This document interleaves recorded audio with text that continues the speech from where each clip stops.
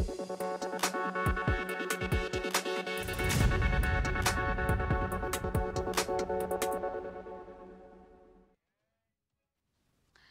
आप सभी का जन टीवी उत्तराखंड में स्वागत है। मैं हूं आपके साथ दीपिका जांगिड। खबरों की शुरुआत करेंगे उससे पहले एक नजर हेडलाइंस पर। मुख्यमंत्री धामी का कैबिनेट की बैठक समाप्त। अलग अलग विभागों की कब्जे की जमीनों को लेकर बनी सब कमेटी। 30 बिंदुओं पर लिया गया निर्णय। धामी की कैबिनेट में 30 बिंदुओं पर निर्णय।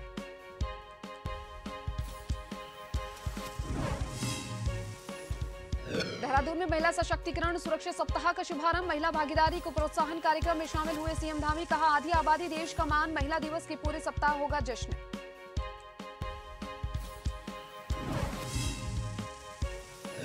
उत्तराखंड में महंगाई को लेकर कांग्रेस का प्रदर्शन। अध्यक्ष जसवींत सिंह गोगी के नेतृत्व में केंद्र सरकार का फूका पुतला। कहा, आम आदमी की कमर को तोड़ने का किया काम। महंगाई को लेकर कांग्रेस का प्रदर्शन।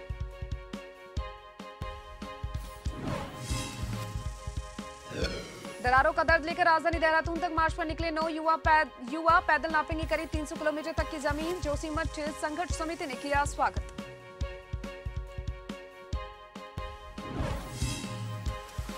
उत्तरकाशी में सबसे लंबी सुरंग में अचानक गिरने लगा मलबा। मजदूरों ने भागकर बचाई जान। गंगोत्री राष्ट्रीय राजमार्ग डबरानी के पास राजमार्ग हुआ बाधित।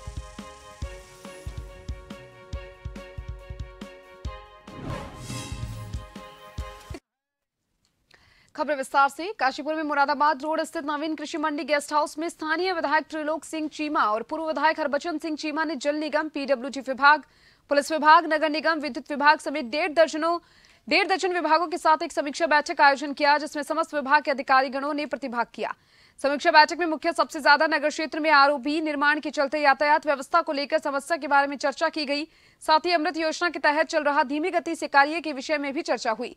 बता दें कि इससे पूर्व हुई समीक्षा बैठक में जो कार्य पेंडिंग हो गए थे उनको पूर्ण करने के विभागीय अधिकारी को विधायक त्रिलोक सिंह चीमा ने निर्देश दिए।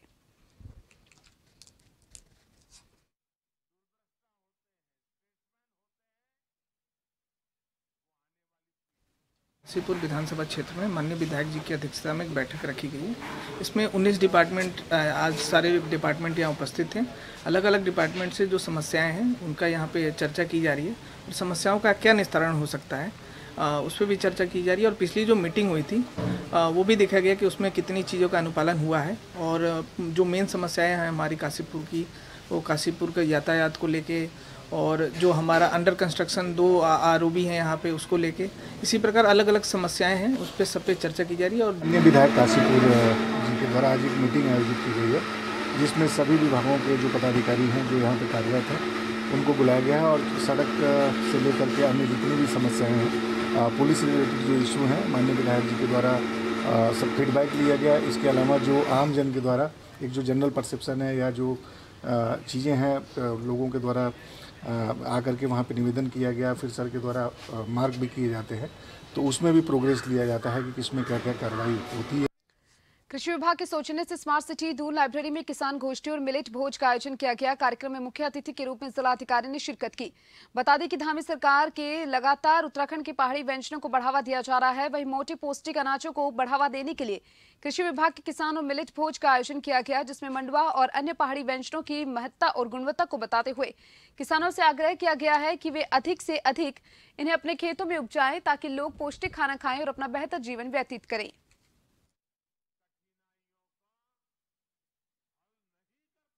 लोकल मिलेट्स हैं, मोटा अनाज है, मंडुआ हो गया, जिंगूरा हो गया, उनसे जो डिशेस बन सकती हैं अलग अलग तरह की, वो बनाई गई हैं और उन्हीं का यहाँ पे डिस्प्ले भी किया गया है। और इससे प्रचार प्रसार तो होगा ही, और साथ ही साथ जो हमारे लोकल मिलेट्स हैं उनकी जो पौष्टिकता है उसके बारे में भी लोगों को पता चले। जिससे ये जो मोटे अनाज है इनका जिस तरह से प्रचार प्रसार हो, लोगों में ये बात जाए कि ये मोटे अनाज जो हमारे लोकल हैं वो काफ़ी पौष्टिक हैं और हेल्थ के लिए बहुत अच्छे हैं। महंगाई की मार थमने का नाम नहीं ले रही। पेट्रोलियम पदार्थों की वृद्धि के बाद आम लोगों की कमर पहले से ही टूटी हुई है और अब महंगाई की मार रसोई पर भी बोझ बन गई है। मार्च महीने की शुरुआत में ही घरेलू एलपीजी गैस और कमर्शियल गैसों के दामों में बढ़ोतरी कर दी गई, जिससे गृहिणी की रसोई पर भारी बोझ पड़ गया। गैस के दामों में की गई बढ़ोतरी के बाद विपक्ष भी सरकार को घेरने में लगा हुआ है। कांग्रेस के राष्ट्रीय सचिव काजी निजामुद्दीन ने सरकार के इस फैसले का विरोध किया। उन्होंने कहा कि आम जनता पर महंगाई का बोझ लगातार बढ़ता जा रहा है।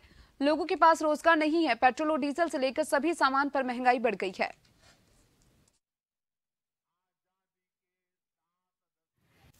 महंगाई के नाम पर भारतीय जनता पार्टी की सरकार आई थी और लगातार महंगाई को बढ़ा रही है। 50 रुपये के लगभग घरेलू सिलेंडर पर बढ़े हैं और लगभग 350 से ज़्यादा कमर्शियल सिलेंडर पर पैसे बढ़ गए हैं।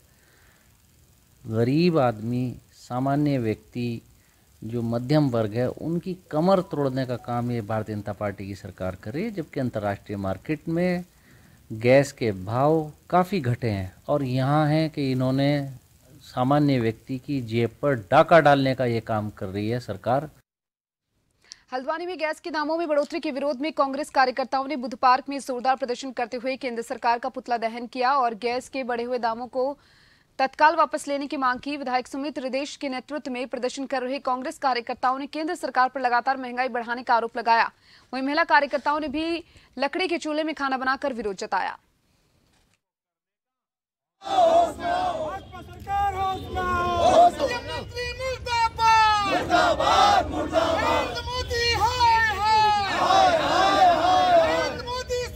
ये ऐसी निर्मम सरकार है कि लगातार बेरोजगारी बढ़ती जा रही है, देश में लगातार अर्थव्यवस्था डूब रही है, उसके बावजूद गैस जो किचन तक की मार है वहां तक ये कष्ट पहुंचाने का आम जनता को कार्य कर रही है।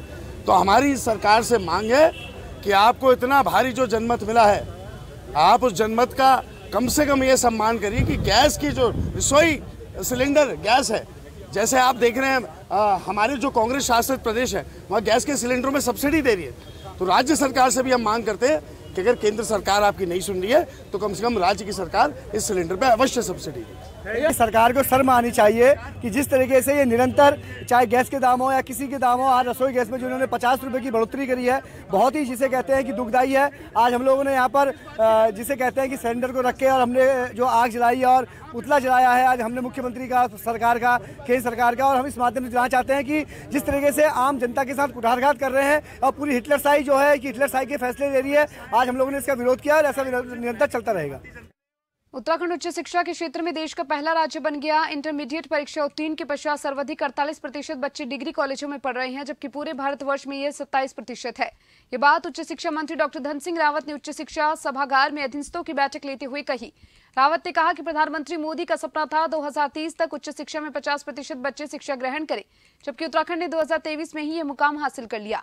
उन्होंने कहा कि उत्तराखंड में 109 विश्वविद्यालयों को भवन निर्माण हेतु भूमि का आवंटन हो गया। वर्ष 2024 तक प्रदेश के सभी विश्वविद्यालयों के भवनों का कार्य पूर्ण कर लिया जाएगा। उन्होंने उच्च शिक्षा को निर्देश दिए कि विद्यालयों में 180 दिन पढ़ाई कराई जाए और बच्चों की उपस्थिति भी 180 दिन अनिवार्य की जाए।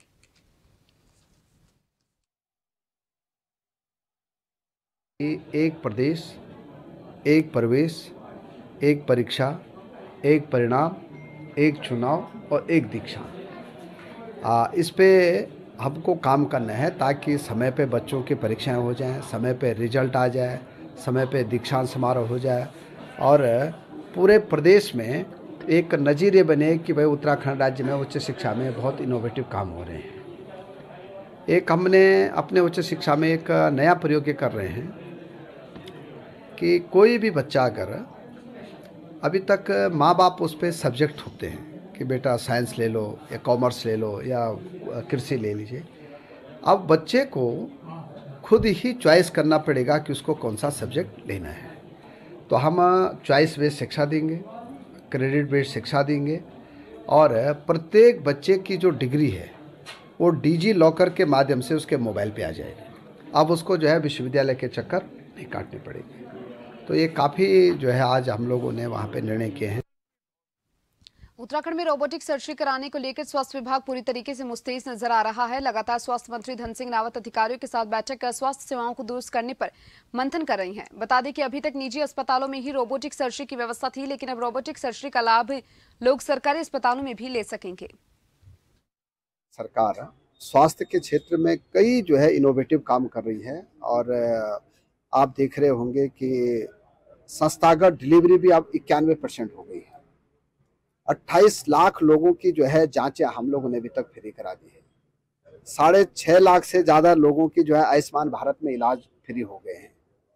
1 लाख लोगों का मोतियाबिंद का ऑपरेशन में फ्री कराया जाएगा, इसका भी टारगेट हमने रखा है। और अब आधुनिक सर्जरी जो संभव है वो हम अब अपने मेडिकल कॉलेजों में भी करने जा रहे हैं, और इसके लिए हमने एक प्लान भी बना दिया है। सर्जन कैसे आएंगे हमारे राज्य में, इसके लिए भी हमने एक अलग से नीति बना रहे हैं। और मैं कह सकता हूं कि अभी 171 असिस्टेंट प्रोफेसर की फैकल्टी भी हमको मिल चुकी है। बहुत जल्दी मुख्यमंत्री के हाथों में उनको रोजगार मेला लगा के उनको जो है नौकरी देने का भी हम इसी हफ्ते जो है एक बड़ा कार्यक्रम करने जा रहे हैं। उत्तरकाशी गंगोत्री राष्ट्रीय राजमार्ग डबरानी के पास हुआ बाधित। सुबह बड़े बड़े बोल्डर आने से गंगोत्री राष्ट्रीय राजमार्ग बाधित हुआ, जिससे कि मार्ग पर आवाजाही फिलहाल रोक दी गई। बीआरओ की टीम लगातार मार्ग को खोलने में प्रयास कर रही है।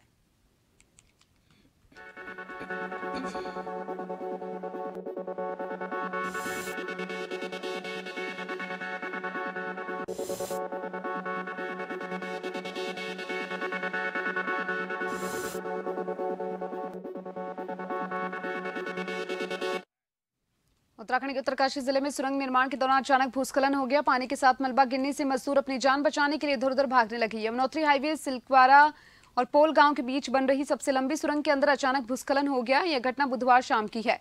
मौके पर कई मजदूर काम कर रहे थे। हादसे के बाद सब में दहशत का माहौल।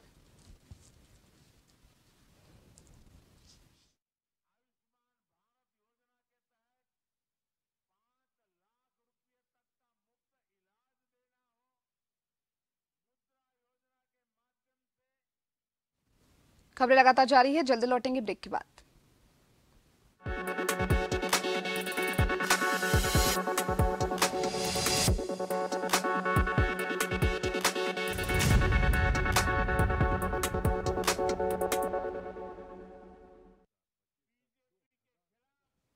ब्रेक के बाद एक बार फिर से आप सभी का स्वागत है। उधर जोशीमठ तहसील प्रांगण में चल रही धरने के 2 महीने बीतने को आ गई हैं, जिसके चलते जोशीमठ के 9 युवा अब देहरादून पैदल यात्रा पर निकल चुके हैं। आपको बता दें कि इस दौरान जोशीमठ संघर्ष समिति के लोगों ने 9 युवाओं को फूलमाला पहनाकर तहसील प्रांगण से नारेबाजी के साथ जोशीमठ की सीमा तक विदा किया। इस दौरान जोशीमठ संघर्ष समिति के लोगों ने तहसील प्रांगण से लेकर जोशीमठ की सीमा तक जमकर एनटीपीसी के खिलाफ नारेबाजी की। बताया जा रहा है कि यह 9 युवा जोशीमठ के आंदोलन का और जोशीमठ की जनता का संदेश लेकर राजधानी तक पैदल जाएंगे। वहीं विनाशकारी विकास के ढांचे के खिलाफ पर्यावरण, विश्व धरोहर, हिमालय और जोशीमठ को बचाने का संदेश लेकर तथा जोशीमठ की जनता के लिए न्याय की मांग के साथ ये देहरादून तक जाएंगे।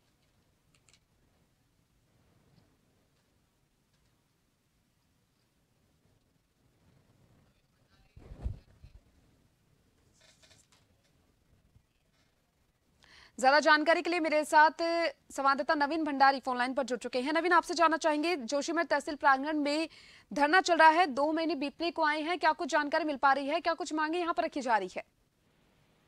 जी बिल्कुल, बताना चाहूंगा कि जिस तरीके से लगातार 2 महीने से जोशीमठ बचाओ संघर्ष समिति के द्वारा जो लगातार धरने प्रदर्शन किए जा रहे हैं, लगातार वहां पर एनटीपीसी के खिलाफ जो नारेबाजी भी करने को मिल रहा है, खूब वहां पर देखने को मिल रहा है। और बड़ी बात तो यह है कि 9 दिन। आप मुझे सुन पा रहे हैं नवीन?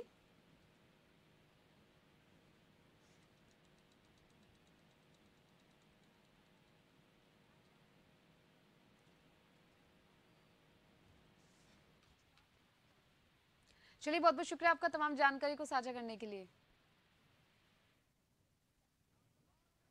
सितारगंज सिचकुल में स्थापित फैक्ट्रियां लगातार गैर कानूनी तरीके से रातों रात बंद हो जा रही हैं। अब तक लगभग 63 कंपनियां गैर कानूनी तरीके से भाग गई। कंपनियों के भागने का कारण अन्य स्थानों से आए हुए कर्मचारियों जो कंपनियों में कार्य करते हैं उनका पलायन हो रहा है, जिस कारण क्षेत्र के व्यापार पर बुरा असर पड़ रहा है। साथ ही आपको बता दें कि जायडस वेलनेस कंपनी, जिसकी बंदी को उच्च न्यायालय और वर्तमान शासन द्वारा अवैध करार दिया गया है, बावजूद कंपनी नहीं खुल पा रही है। जायडस वेलनेस कंपनी भागने से 1200 कर्मचारी बेरोजगार हो गए और 250 दिन से अधिक समय से धरना कर रही हैं।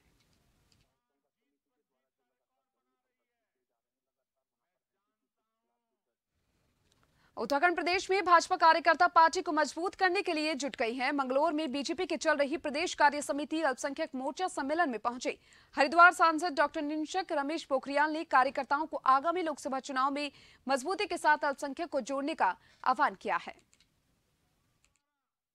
कर रहा है तो भारतीय जनता पार्टी है, और इसीलिए पूरी तादाद में, बड़ी संख्या में, बहुत बड़ी मात्रा में सब लोग भारतीय जनता पार्टी से जुड़ रहे हैं। आज जो नवोदित हमारे पदाधिकारी हैं, नई नियुक्तियां जिनको मिली हैं, नई जिम्मेदारियां मिली हैं, उनका अभिनंदन भी हमने किया है।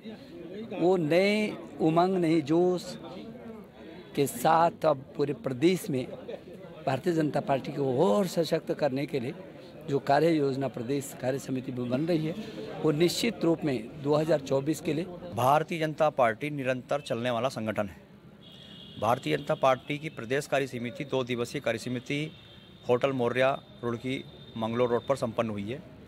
भारतीय जनता पार्टी अल्पसंख्यक मोर्चे के प्रदेश के पदाधिकारीगण, प्रदेश कार्यकारिणी सदस्य, विशेष आमंत्रित सदस्य, उत्तराखंड सरकार द्वारा नामित सरकार में वक्फ बोर्ड, मदरसा बोर्ड, हज कमेटी के जो नामित सदस्य हैं, उनको इस प्रदेश कार्य समिति में आमंत्रित किया गया था। इसमें हमारे प्रदेश कार्य समिति में हमारे संगठन महामंत्री आदरणीय अजीत कुमार जी, उनका संगठनात्मक विषय पर चर्चा हुई है। साथ ही हमारे रमेश पोखरियाल निशंक डॉक्टर साहब, जो हमारे पूर्व में मुख्यमंत्री रहे हैं और इस क्षेत्र के लोकप्रिय सांसद हैं, उनका भी हमें मार्गदर्शन मिला है। अपनी अल्पसंख्यक सरकार की जो योजनाएं हैं, उस पर विषय पर विस्तार से चर्चा सदाब शम्स जी, जो वक्फ बोर्ड के चेयरमैन हैं, उनके द्वारा रखा गया है। चारधाम यात्रा की शुरुआत होने से पहले ही उत्तराखंड परिवहन निगम ने हर स्तर से अपनी कवायद तेज कर दी है। पर्वतीय मांगों के लिए BS 6 श्रेणी की 100 नई बसें खरीदने के निर्णय के साथ ही कर्मचारियों के वेतन और मानदेय में बढ़ोतरी का भी फैसला किया गया। परिवहन मंत्री चंद्र रामदास ने इन दोनों फैसलों को लेकर जानकारी दी है। पिछली कैबिनेट बैठने के बाद कल हमारे उत्तराखंड परिवहन निगम की बोर्ड की बैठक हुई, जिसमें हमने 4-5 बहुत महत्वपूर्ण निर्णय लिए। पहला निर्णय, हम 100 गाड़ियां खरीदने जा रहे हैं, जिसमें 40 गाड़ियां BS 6 की और 60 गाड़ियां हम डीजल की खरीद रहे हैं। और मार्च में ये गाड़ियां खरीद लेंगे ताकि हम चारधाम यात्रा में भी चला सकें और पहाड़ की रूटों में हम सभी गाड़ियां हम चलाने का हम अप्रैल में हम प्रयास कर रहे हैं। तो वहीं काशीपुर में बुजुर्ग महिला से ठगी मामले में ITI थाना पुलिस ने शातिर ठगों को गिरफ्तार कर लिया है। इस दौरान दोनों के कब्जे से पुलिस ने अवैध हथियार और नकदी बरामद कर ली है। फिलहाल आरोपियों से पूछताछ जारी है। और ये थाने से ठगी करने की ही नीयत से आए थे। ये 24 को नैनीताल पहुंचे थे। नैनीताल ये रुके और 2-3 दिन रेकी करने के बाद इन्होंने 27 तारीख को अटेम्प्ट करना शुरू किया।